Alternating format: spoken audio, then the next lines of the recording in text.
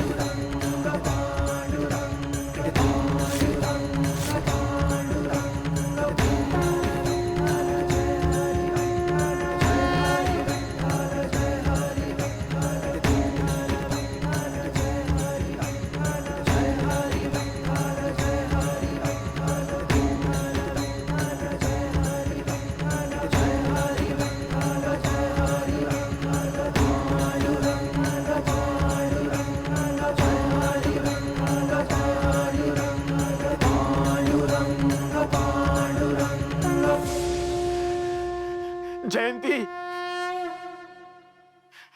हे जयंती, काय बघू?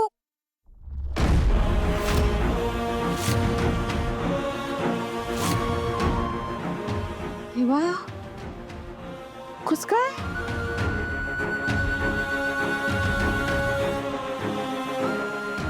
अरे देवा, हो तुम्ही. काय झालं? काय ग, काय झालं?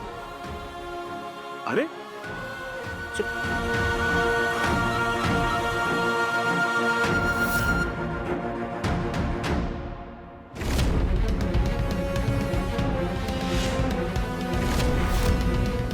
सुखदेव, अरे सखदेव, तू चक्क बरा झालास की? होय,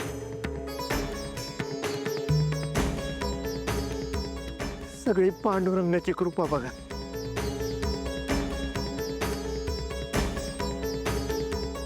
त्यांचीच कृपा म्हणावी. वारीचे दिवस चालू आहेत.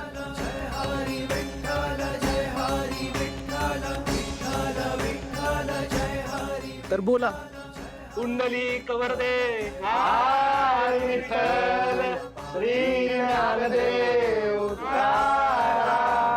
पंढरीनाथ महाराज की जय.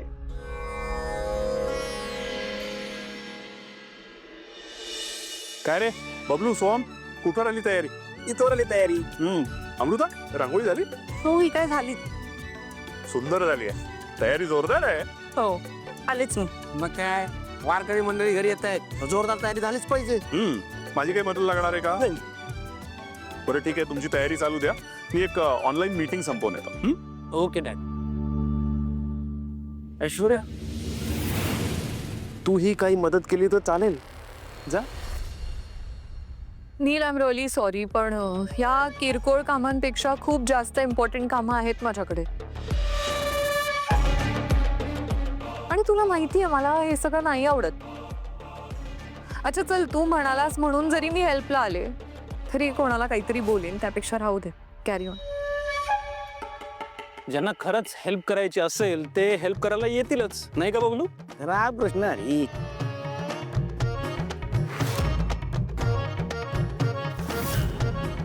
नील दादा ये ना हेल्प करायला. हा चल. सोहम बबलू झालं की नाही तुमचं? अरे देवा, चला ना, करा ना लवकर लवकर, खूप कामं बाकी आहेत. वहिनी आमची तयारी चालूच आहे, पण काय आहे आमची तयारी बघून ना काही लोकांची तीळ पापड होतोय. पापड? अरे देवा, पापड तळायचेच राहिलेत. थांबा, मी आलेच. बघतेस का त्या मूर्ख मुलीचं किती कौतुक सुरू आहे घरात. मला जर आधी माहिती असतं ना की सोहम असाच वागणार आहे तर याच्याशी मी लग्नच केलं नसतं. हे असं का बोलतेस तू? आता झाल्या आहेत ना गोष्टी, झालंय लग्न. आता फ्युचरवर फोकस कर. यापुढे सोहमला मुठ्ठीत कसं ठेवायचं याचा विचार कर. हे असं बोलून नाही चालणार. तेच करणार आहे मी आता. गुड.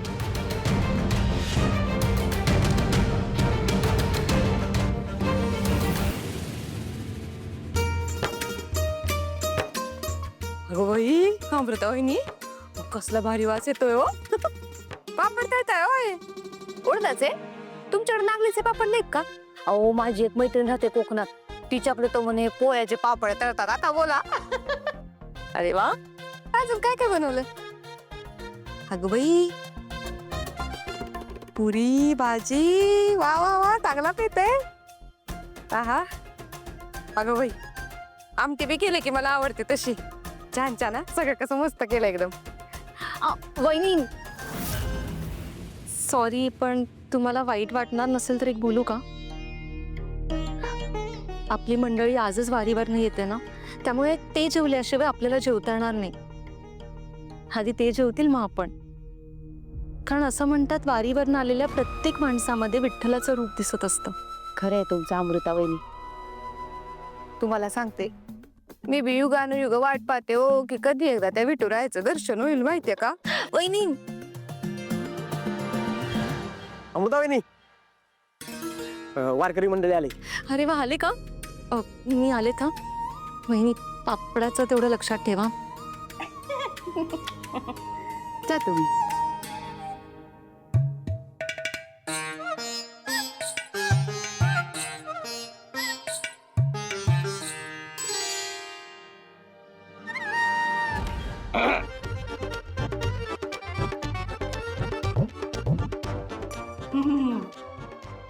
आधी वारकऱ्यांची सेवा, मग आपली सेवा.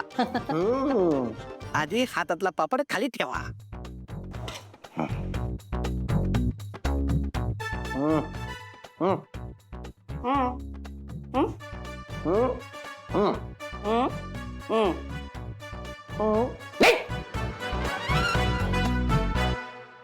हिला ना पापडासारखा होणार वाळत घातला पाहिजे.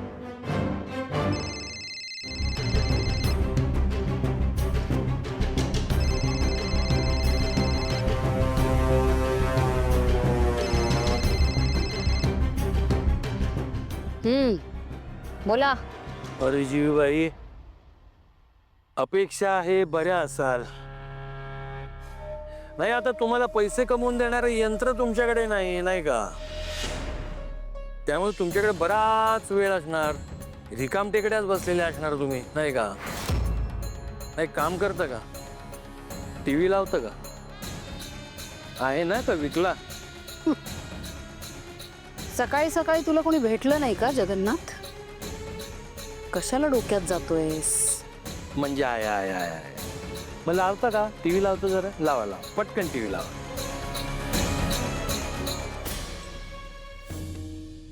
रूपम कॉस्मेटिक्सचे CEO सारंग मेहेंदळे यांनी काबड खांद्यावर उचलून आपल्या आजारी सासू सासऱ्यांची वारी पूर्ण केली.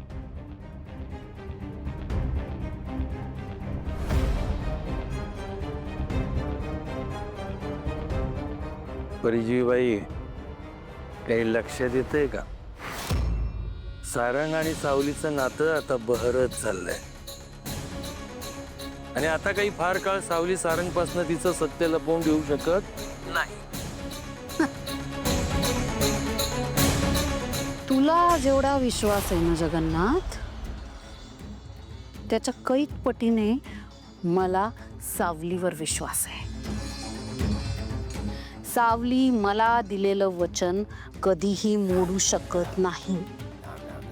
आणि राहिला प्रश्न तुझा, तू आजवर या भैरवीला उद्ध्वस्त करण्याचे, संपवून टाकण्याचे खूप प्रयत्न केलेस, पण काय झालं? हा? तुझे आजवरचे सगळे प्रयत्न फोल गेलेत आणि यापुढेही जातील.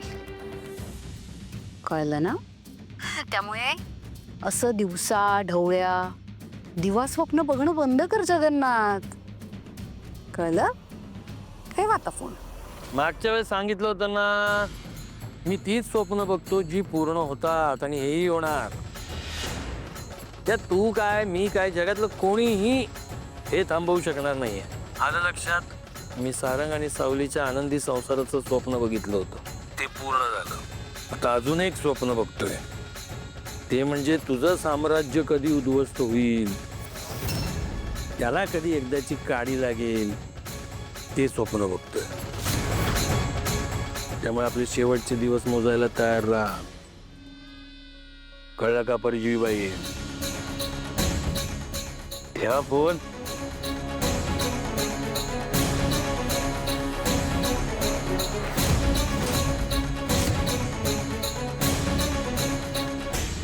कुंडली कमरदेव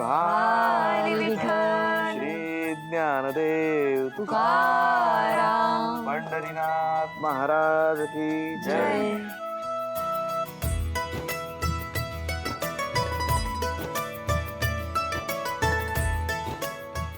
या आत या.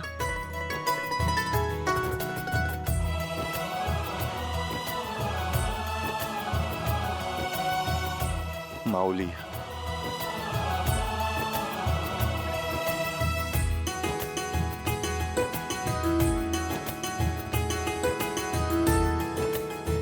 अष्टपुत्र सौभाग्यवती भव.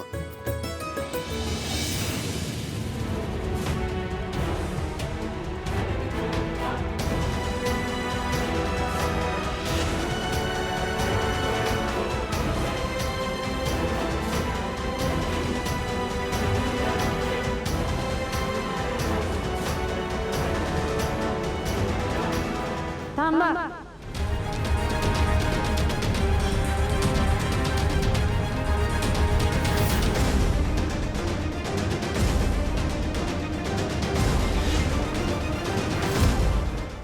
आधी मला सांग, रात्रभर कुठे गायब होतास? तुझी आई इथे घरात काळजी करत होती आणि तू कुणालाही काही न सांगता या पोरीच्या मागे मागे निघून गेलास. एवढं संकट ओढवून घेतलंस तू कशासाठी? तिलोत्तमा मॅडम, हा बोला. सारंग सरांनी कोणतंही संकट ओढवून घेतलं नाही, पण एक खूप मोठी गोष्ट केली आहे.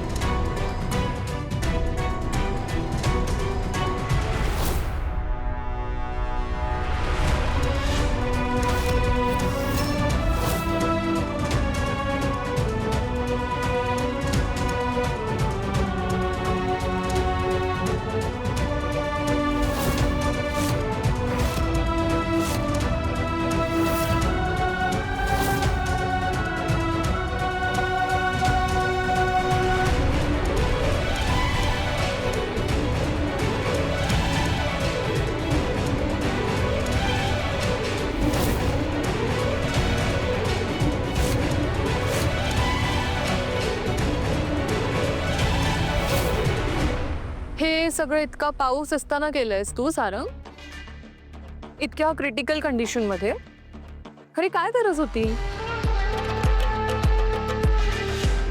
तू रूपम कॉस्मेटिक्सचा ओनर आहेस, मग हे सगळं करायची काय गरज आहे? कोणासाठी केलंस हे?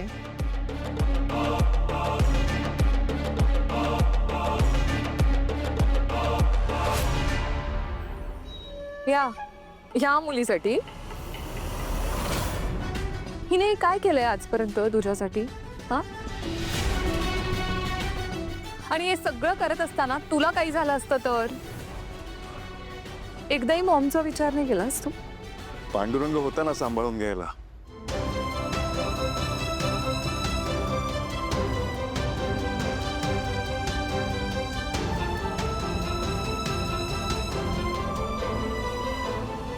ही तुझी भाषा नाहीये सारंग.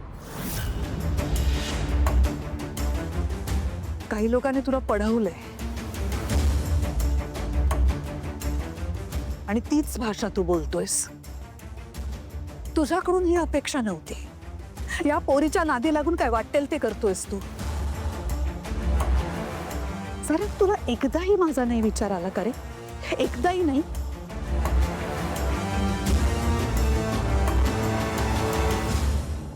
आणि काय हो, तुम्हाला जमणार नव्हतं ना वारी वगैरे करणं, मग का करायची?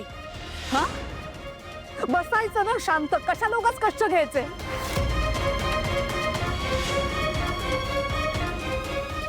आई, मी एक मुलगा म्हणून माझं कर्तव्य पार पाडलं. तू माझा मुलगा आहेस. तुझा मुलगा आहे म्हणून मी कर्तव्य पार पाडलं आहे. नाहीतर इथेच बसून राहिलो असतो.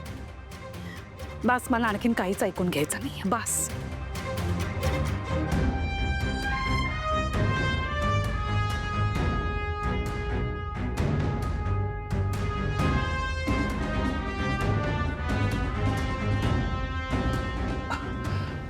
तुम्ही नका काळजी करू. अहो काय आहे, तिला जरा सारंगची चिंता होती म्हणून त्रागा करते. होईल तिचा राग शांत. पण तुम्ही सगळ्यांनी एवढ्या कष्टाने वारी पूर्ण केलीत, त्याचं पुण्य फळाला आलंय.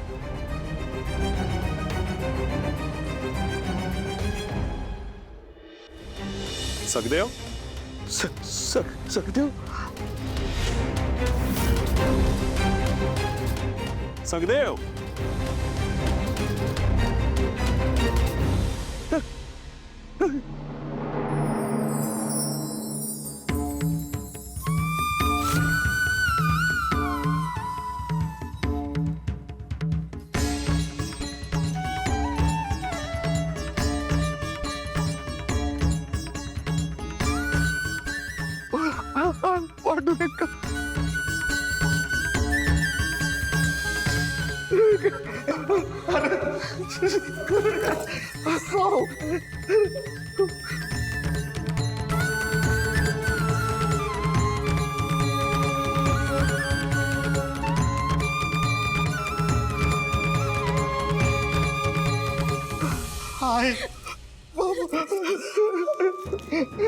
सखदेवा, रामकृष्ण हरी. अरे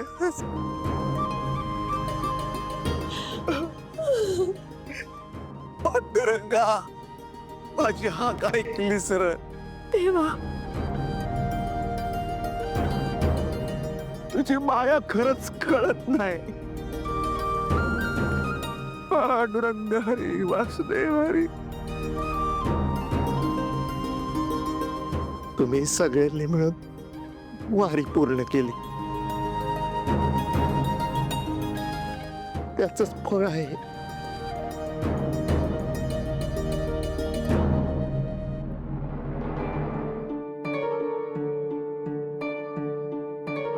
दादा, पांडुरंगाने तुला दुसरं आयुष्य दिलंय. नव्याने जगण्याची संधी दिली. आता हे आयुष्य रडण्यात नाही वाया घालवायचं.